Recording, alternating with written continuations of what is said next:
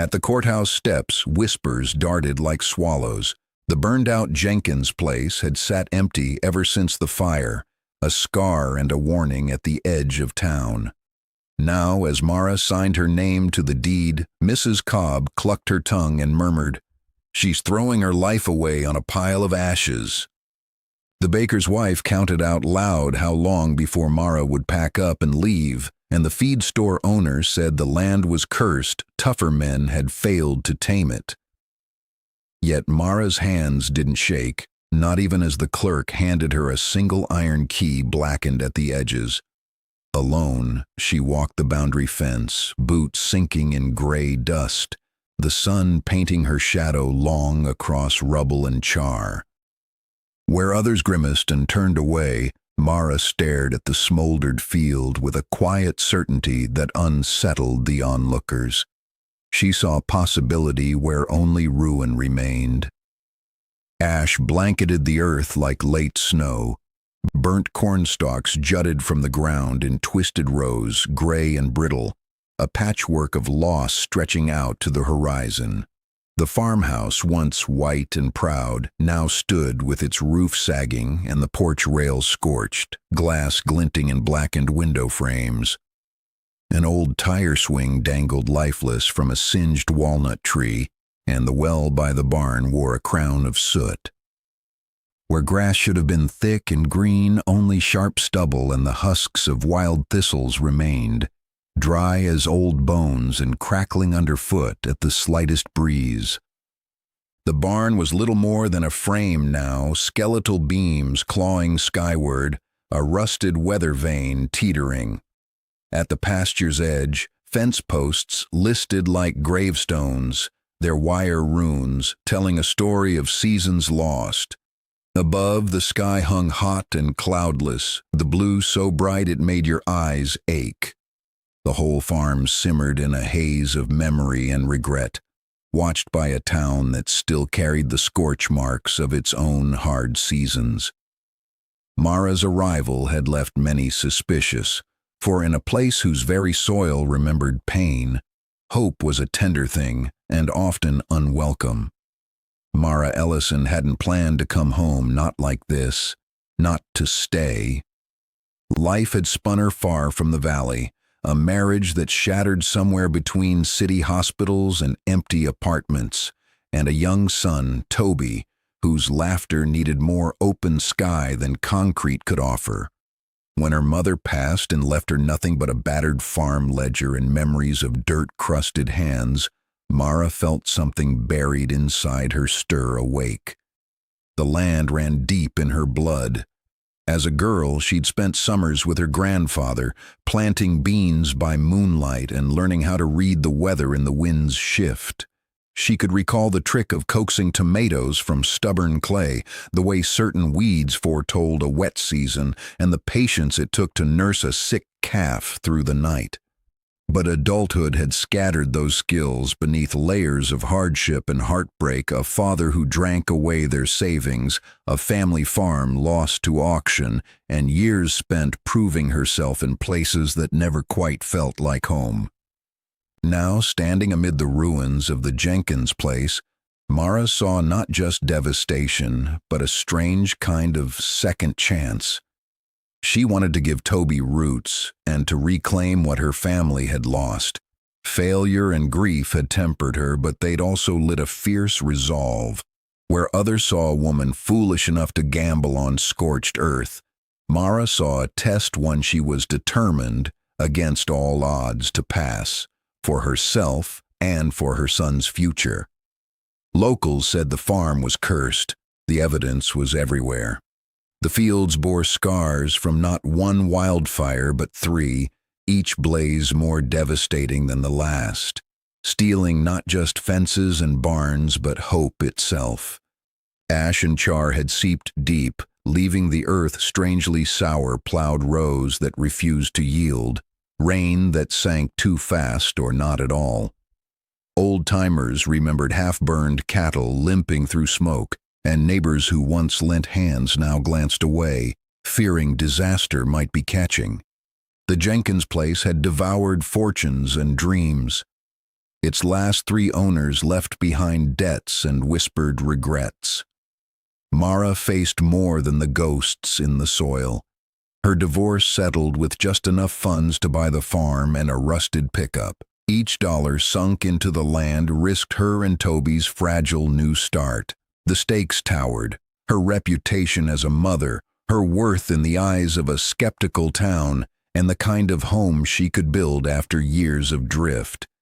If she failed, it wouldn't just be another foreclosure notice, it would mark her surrender, her son's future uprooted once more. The farm was scorched ground, but it was all she had left to stand on.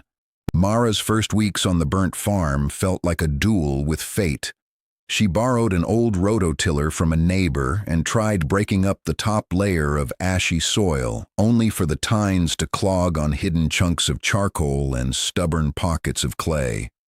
The seeds she planted sunflowers for hope, beans for quick green sprouted patchy at best. Dust storms whipped across the fields, erasing her neat furrows, swirling around the porch where Toby waited for her, silent, searching her face for reassurance she struggled to give. Word of her struggles traveled as fast as the wind. Each trip into town for feed or seed brought forced smiles and sideways glances. At the diner, a pair of ranchers snickered when someone asked if Mara planned a bonfire for harvest. Someone else hung a charred horseshoe on the farm's mailbox, a joke left unclaimed. Some nights after Toby fell asleep, Mara stood at the window and let herself weep quietly, tears cutting new lines through the dust on her cheeks. Failure tasted bitter and old, but stubbornness took root alongside her sorrow. Mara scoured the library for books on soil restoration and pored over university pamphlets about mycorrhizal fungi and cover crops. She kept detailed notes, tested her water, and learned to measure the farm's small wins, a single healthy earthworm, beans inching skyward, crows returning to peck at seedlings. When her energy faltered, she traced the outlines of Toby's sleeping face, whispering promises of better days. Grief and grit became her companions, the former heavy but fading, the latter growing as Mara refused to let the farm's losses swallow her own resolve. The land, for all its scars, called her to keep trying, to believe, just a little longer, that something new could take hold. One morning, while the mist still lingered over the wreckage and Mara stooped to gather broken branches, she spotted an unfamiliar flash of color beside the well. There, pushing bravely through ash and rock, a thin shoot arched skyward, its green leaves sharp against the blackened earth. Mara knelt, heart thumping, as the shoot unfurled into a pointed bud, the promise of a sunflower pressing toward the sun. It was proof that life could return, even where fire had ruled. That evening, just as the wind cooled and Toby chased moths along the porch, Mara heard a gentle scrape by the gate. When she looked, she found a neatly tied bag of compost and a weathered old hoe resting on the step. No note, just the quiet kindness of a neighbor who'd once snickered at her effort. She didn't see who left them, but the message was clear. Someone, at last, was willing to hope with her, even if only in secret. For the first time in months, Mara allowed herself a genuine smile. Under the ashes, roots of something better were stirring, and little by little, her faith grew alongside the green.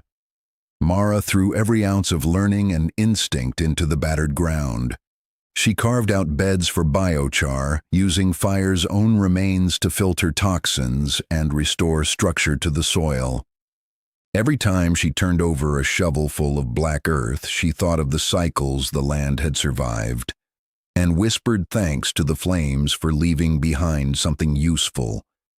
She mixed the biochar with compost, sometimes donated by neighbors who left it by the gate before dawn, sometimes made from the kitchen scraps and grass clippings she and Toby gathered each week.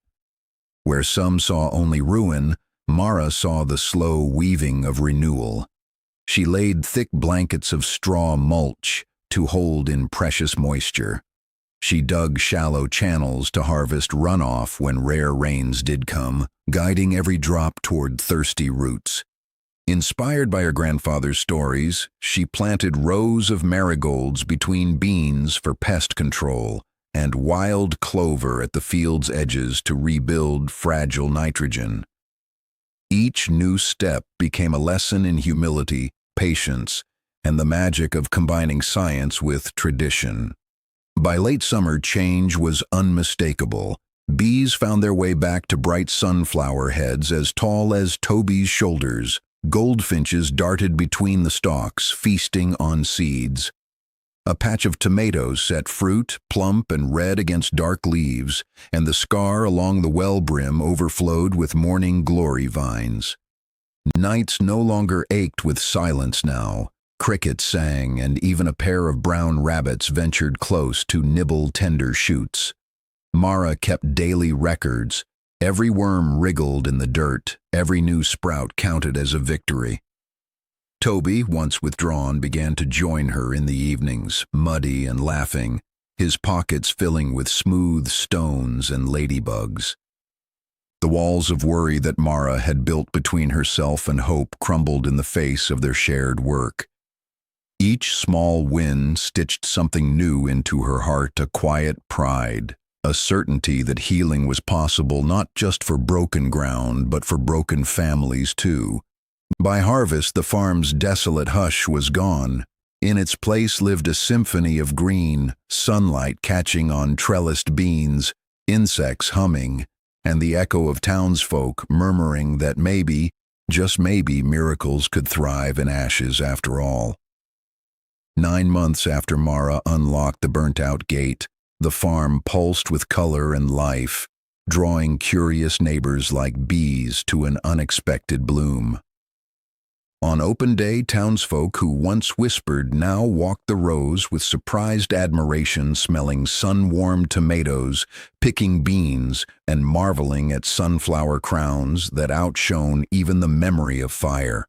Laughter replaced old jokes as children played hide-and-seek between corn stalks, their parents sharing fresh bread and stories beneath the shade of the rebuilt barn.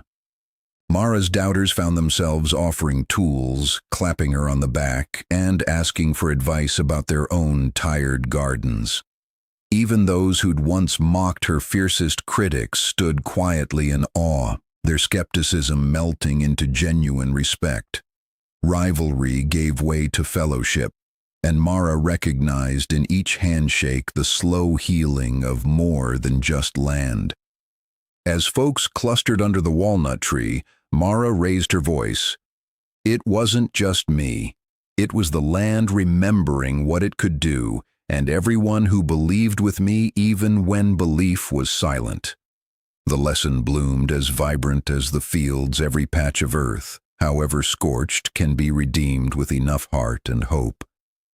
Sometimes what looks like an ending is just life asking us to begin again, stronger than before.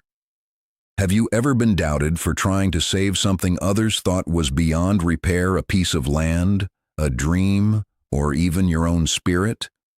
Share your story or a lesson you learned in the comments below and let us know where you're watching from. Every tale of resilience brings this community closer and inspires someone else to keep going.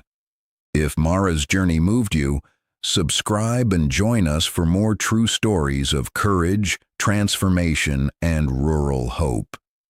There's always another field waiting for its second chance, and your story might be the spark someone out there needs.